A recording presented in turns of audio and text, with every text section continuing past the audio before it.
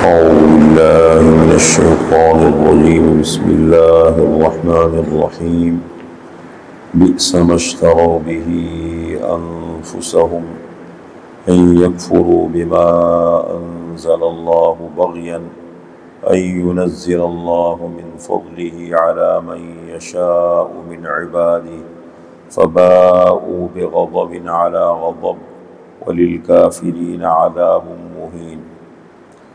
بئس بری ہے وہ چیز، مشتروا بہ انفسہم جس کے بدلے میں انہوں نے بیچا اپنی جانوں کو، ان یکفروا بما انزل اللہ، یہ کہ کفر کرنا ان کا اس چیز کے ساتھ جو اللہ نے اتاری ہے، بغیاً سرکشی کرتے ہوئے، ان ینزل اللہ من فضلہ، یہ کہ اللہ تعالی اتارے اپنے فضل میں سے، علی من یشاء جن پر چاہے، من عبادہ اپنے بندوں میں سے، فباؤ پس یہ لوگ لوٹے، بغضب علی غضب غصے پر غصہ لے کر، وللکافرین عذاب مہین اور کافروں کے لیے رسوا کرنے والا، ذلیل کرنے والا عذاب ہے۔ یہ سورہ بقرہ کی آیت نمبر 90 ہے، آیت نمبر 90۔ بنی اسرائیل یہود کی خرابیوں کا ذکر ہو رہا ہے تفصیل کے ساتھ۔ پچھلی آیت میں ذکر ہوا کہ یہ لوگ نبی آخر الزمان کا انتظار کرتے رہے، بلکہ نبی آخر الزمان کا نام لے کر لوگوں کو دھمکیاں دیتے تھے کہ نبی آخر الزمان آئیں گے، ہم تمہارے ساتھ دیکھ لیں گے، ان کے ساتھ لڑیں گے، ان کو فتح ملے گی، ان کو غلبہ ملے گا، اس طرح کی دھمکیاں دیتے تھے۔ لیکن جب نبی آخر الزمان آ گئے تو انہوں نے انکار کر دیا اس کا۔ تو اسی کا ذکر ہے، کیوں انکار کیا، اب اس کی وجہ بتا رہے ہیں کہ جب یہ تو رسول اللہ صلی اللہ علیہ وسلم کی آمد، یہ اصل عرب کے رہنے والے لوگ نہیں تھے یہودی۔ جیسے میں نے کل واقعہ ذکر کیا کہ ایک بادشاہ کے ساتھ گزر رہے تھے، ان کے علماء نے اجازت مانگی کہ ہمیں یہاں رہنے دیا جائے، بادشاہ نے ان کے لیے وہاں پر مکانات بنوائے، یہ وہاں رہنا شروع ہو گئے۔ آپ صلی اللہ علیہ وسلم کی بعثت سے 400 سال قبل وہاں رہنا شروع کر دیا۔ پڑھے لکھ کے لوگ تھے، مذہب کا علم بھی جانتے تھے، نبی آخر الزمان تشریف لائے، انہوں نے اچھی طریقے سے ان کو پہچانا، انکار کر دیا۔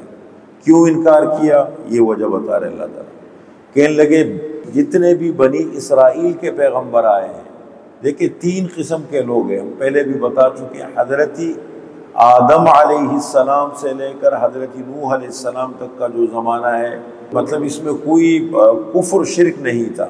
پیغمبر آئے لیکن کفر شرک نہیں تھا، انبیاء تشریف لاتے تھے اور لوگوں کو زندگی گزارنے کا طریقہ سمجھاتے تھے، اخلاقیات کیا ہیں، معاشرت کیا ہے، مل جل کے کیسے رہنا ہے، حقوق کیا ہے، ذمہ داریاں کیا ہے، اپنی زندگی کی ضروریات کو بہتر طریقے سے کیسے حل کرنا ہے، یہ چیزیں چلتی تھیں۔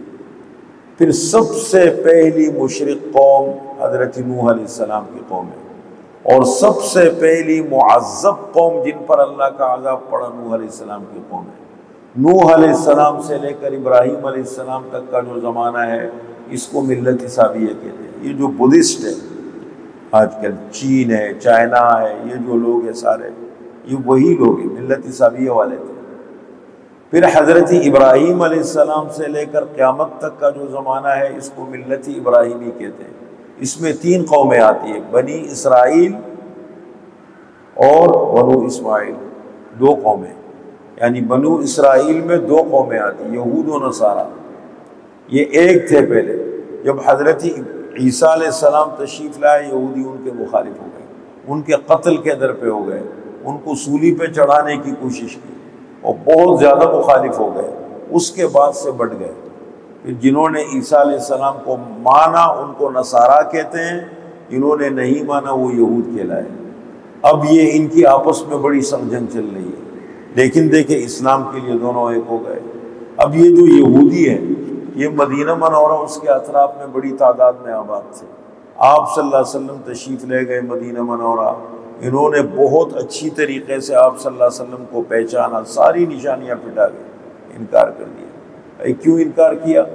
اس لیے کہ نبوت کا سلسلہ تو بنو اسحاق میں چلا آ رہا تھا، ابراہیم علیہ السلام کے دوسرے بیٹے اسحاق علیہ السلام، جتنے بنی اسرائیل کے پیغمبر آئے وہ حضرت اسحاق علیہ السلام کی اولاد میں آئے تھے، عیسیٰ علیہ السلام تک۔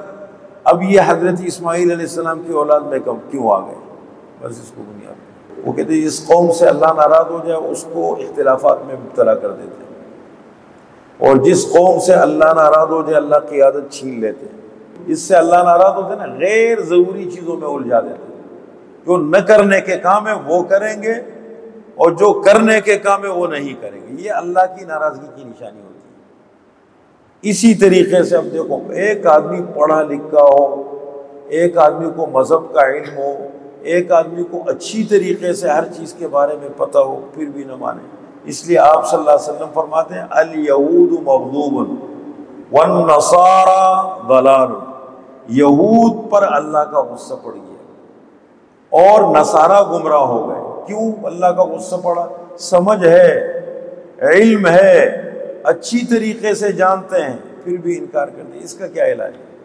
اب مجھے اچھی طرح پتہ ہے کہ یہ حق ہے، اور میں پھر اس کے مقابلے میں آ رہا ہوں، مقابلہ کرنے کی کوشش کر رہا ہوں، مخالفت کر رہا ہوں۔ نصارہ گمراہ ہو گئے، جاہل ہو گئے، جہالت میں پڑ گئے، گمراہ ہو گئے۔ تو انہوں نے کہا کہ نبوت کا سلسلہ بنو اسحاق سے، حضرت اسحاق علیہ السلام سے کٹ کر کے حضرت اسماعیل علیہ السلام کی اولاد میں کیوں گیا؟ ہم نہیں مانتے۔ اللہ نے اس کا جواب دیا، فرمایا بئسا، بری ہے وہ چیز، مشتروا بہ انفسہم، جس کے بدلے میں انہوں نے بیچا اپنی جانوں کو۔ وہ کیا چیز ہے؟ ان یکفروا بما انزل اللہ، یہ کہ انہوں نے کفر کیا اس کتاب کے ساتھ جو اللہ نے اتاری ہے۔ تو اللہ کی کتاب کا انکار کیوں کیا انہوں نے؟ فرمایا بغین، کوئی وجہ نہیں تھی، اچھی طریقے سے معلوم تھا کہ یہ اللہ کی کتاب ہے، یہ اللہ کے پیغمبر ہے، بغین، ضد اور سرکشی کی وجہ سے ضد میں آ گئے۔ تو ضد میں تو ایک سمجھدار آدمی بھی آ جاتے، وہ اندھا ہو جاتے۔ سرکشی کی وجہ سے، ضد کی وجہ سے، ان ينزل اللہ من فضلہ علی من یشاء من عبادہ، یہ کہ اتارے اللہ تعالی اپنا فضل جن پر چاہے اپنے بندوں میں سے، اللہ کی مرضی ہے۔ بھائی اب تک نبوت کا سلسلہ حضرت اسحاق علیہ السلام کی اولاد میں چلا آ رہا تھا، اب کٹ گیا۔